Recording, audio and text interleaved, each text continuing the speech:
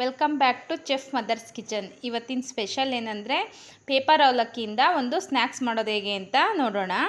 First ಕಡಲೆ ಬೀಜನ ಒಂದು 4-5 ಸ್ಪೂನು ಆಯಿಲ್ ಹಾಕ್ಬಿಟ್ಟು ಕರೆದ್ಬಿಟ್ಟು ಸಪ್ರೇಟಾಗಿ ಎತ್ತಿಟ್ಕೊಳ್ಳೋಣ.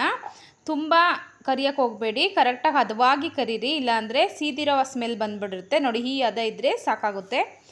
ಸ್ವಲ್ಪ ಆಯಿಲ್ ಮಿಕ್ಕಿರುತ್ತಲ್ಲ, ಅದೇ ಆಯಿಲ್ಗೆ ಸಾಸಿವೆ, ಜೀರಿಗೆ. ಇವಾಗ ದಸರಾ ಹಾಲಿಡೇಸ್ ಬರ್ತಾಯಿದೆ, ಮಕ್ಕಳೆಲ್ಲ ಮನೇಲಿರ್ತಾರೆ, ಏನಾದರೂ ಸ್ನ್ಯಾಕ್ಸ್ ಕೇಳ್ತಾ ಇರ್ತಾರೆ ಅವಾಗವಾಗ. ಇದೊಂದು ಚೆನ್ನಾಗಿರುತ್ತೆ, ಒಳ್ಳೆ ರೆಸಿಪಿ, ತುಂಬ ಆಯಿಲು ಇರಲ್ಲ, ಮಕ್ಕಳಿಗೆ ಹಾಗಾಗಿ ಚೆನ್ನಾಗಿ ಕೊಡ್ಬೋದು, ಚೆನ್ನಾಗಿ ತಿಂತಾರೆ ಇಷ್ಟಪಟ್ಟು. ಈಗ ನೋಡಿ, ಸ್ವಲ್ಪ ಒಣಮೆಣ್ಸಿನ್ಕಾಯಿ ಹಾಕ್ಕೊತಾ ಇದ್ದೀನಿ, ಒಂದು 2-3 ಒಣಮೆಣ್ಸಿನ್ಕಾಯಿ ಹಾಕ್ಕೊತಾ ಇದ್ದೀನಿ. ಅವಲಕ್ಕಿ ಕ್ವಾಂಟಿಟಿ ನೋಡಿಕೊಂಡು ಖಾರ ಮೆಣಸಿನ್ಕಾಯಿ ಹಾಕೋಬೇಕಾಗುತ್ತೆ. ಇಲ್ಲಿ ಕಟ್ ಮಾಡಿರೋ ಅಂಥ ಕೊಬ್ಬರಿ ಹಾಕ್ಕೊತಾ ಇದ್ದೀನಿ, ತೆಳುವಾಗಿ ಕಟ್ ಮಾಡಿ ಇಟ್ಕೊಂಡಿದ್ದೀನಿ. ಆಮೇಲೆ ಗೋಡಂಬಿ ಹಾಕ್ಕೊತಾ ಇದ್ದೀನಿ. ಗೋಡಂಬಿ ಕೊಬ್ಬರಿ ಎಷ್ಟು ಬೇಕಾದರೂ ಹಾಕ್ಕೋಬೋದು, ಜಾಸ್ತಿ ಹಾಕೊಂಡಷ್ಟು ಟೇಸ್ಟಿಯಾಗಿರುತ್ತೆ. ಇದನ್ನು ಸ್ವಲ್ಪ ಕರಿಬೇಕು, ತುಂಬ ಫ್ರೈ ಮಾಡ್ಕೊಳಕ್ಕೆ ಹೋಗಬೇಡಿ, ಸ್ವಲ್ಪ ಫ್ರೈ ಮಾಡಿಕೊಂಡ್ರೆ ಸಾಕಾಗುತ್ತೆ. ಫ್ರೈ ಆದಮೇಲೆ ಕರಿಬೇವಿನ ಸೊಪ್ಪು ಹಾಕ್ಕೊತಾ ಇದ್ದೀನಿ. ಕರಿಬೇವಿನ ಸೊಪ್ಪು ಅಷ್ಟೇ ತುಂಬ ಜಾಸ್ತಿ ಹಾಕ್ಕೊಳ್ಳಿ, ಫ್ಲೇವರು ಚೆನ್ನಾಗಿ ಕೊಡುತ್ತೆ ಕರಿಬೇವಿನ ಸೊಪ್ಪು.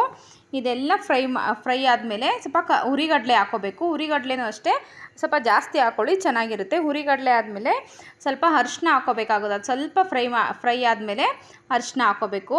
ಒಂದು 1/2 ಟೇಬಲ್ ಸ್ಪೂನು ಅರಿಶಿನ ಹಾಕ್ಕೋಬೇಡಿ, ಅದನ್ನು ಸ್ವಲ್ಪ ಫ್ರೈ ಮಾಡಿಕೊಂಡು ಸಾಲ್ಟ್ ಹಾಕ್ಕೋಬೇಕಾಗುತ್ತೆ.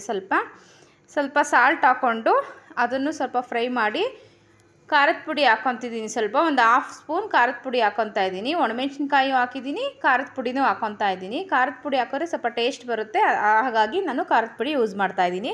ಒಂದು 1/2 ಟೇಬಲ್ ಸ್ಪೂನಷ್ಟು ಉಪ್ಪು ಹಾಕಿದ್ದೀನಿ. ಇದೆಲ್ಲ ಸ್ವಲ್ಪ ಫ್ರೈ ಆದಮೇಲೆ ಕಡಲೆ ಬೀಜ ಕರೆದು ಇಟ್ಕೊಂಡಿರ್ತೀವಲ್ಲ, ಅದನ್ನು ಇದಕ್ಕೆ ಸೇರಿಸ್ಬಿಟ್ಟು ಇದನ್ನೆಲ್ಲ ಮಿಕ್ಸ್ ಮಾಡಿ ಪೇಪರ್ ಅವಲಕ್ಕಿ ಹಾಕ್ಕೋಬೇಕಾಗುತ್ತೆ.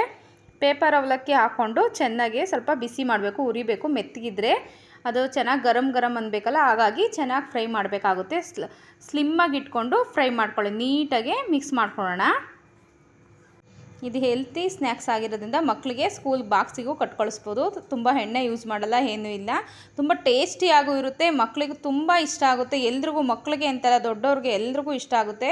ಒಂದು ಸರಿ ಮನೆಯಲ್ಲಿ ಮಾಡ್ಕೊಳ್ಳಿ, ಮತ್ತೆ ಮಾಡ್ಕೊತಾ ಇರ್ತೀರಾ. ಮತ್ತು ಈವ್ನಿಂಗ್ ಕಾಫಿ ಟೀ ಕುಡಿಬೇಕಾದ್ರೆ ತುಂಬ ಚೆನ್ನಾಗಿರುತ್ತೆ ಸ್ನ್ಯಾಕ್ಸ್ ತಿನ್ನೋದಕ್ಕೆ. ಯಾರಾದರೂ ರಿಲೇಷನ್ ಬಂದಾಗ ಕೊಡೋದಕ್ಕೆ ಡಿಫ್ರೆಂಟಾಗಿರುತ್ತೆ.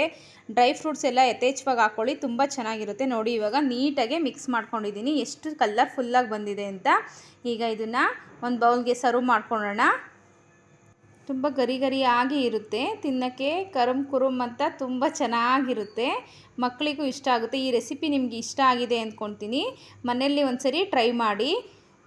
ನನ್ನ ಚಾನಲ್ನ ಇನ್ನೂ ಸಬ್ಸ್ಕ್ರೈಬ್ ಮಾಡಿಲ್ಲ ಅಂದರೆ ಸಬ್ಸ್ಕ್ರೈಬ್ ಮಾಡಿ, ಲೈಕ್ ಮಾಡಿ, ಶೇರ್ ಮಾಡಿ. ಮತ್ತೊಂದು ರೆಸಿಪಿ ಜೊತೆ ಮೀಟ್ ಆಗೋಣ.